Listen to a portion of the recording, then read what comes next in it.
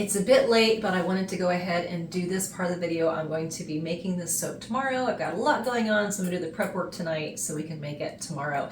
So this is going to be one of my summer soaps, and I'm going to call this Seashell. I'm going to be using really nice fragrance for this.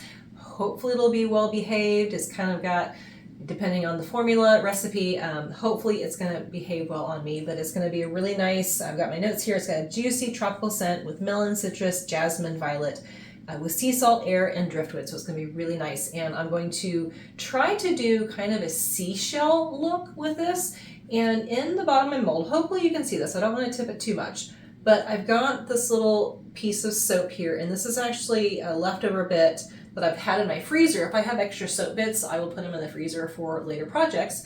And I've got 2 of these, and this was a terrazzo tile soap that I had made that was actually made from another batch of soap, and I thought that was really cool with the colors. I think it'd be really nice as kind of like almost a sea glass look.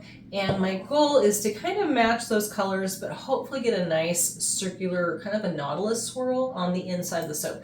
I have an orange, a teal, kind of a beige color, and then a darker blue. And then this one is technically a purple. It's probably gonna look really dark, but in cold process, it's kind of an amethyst gray color. So my plan is to mix everything to a really light trace, so it's nice and fluid. Then I'm going to mix my colors together, probably pour everything in the same pot to get some nice swirls in there, pour them in the mold, and then I'm going to do my hanger swirl. My goal is to kind of go to the middle, and of course it's blind. I'm going to go to the middle and then do circles, get bigger and bigger until I hit the outside of the mold. So we'll see how it happens. Hopefully I will get some circular movement in there in the center to kind of look like a seashell. So I'm gonna go ahead and get everything ready tonight, and then tomorrow morning we'll come back and we'll make the soap. So fingers crossed it turns out okay.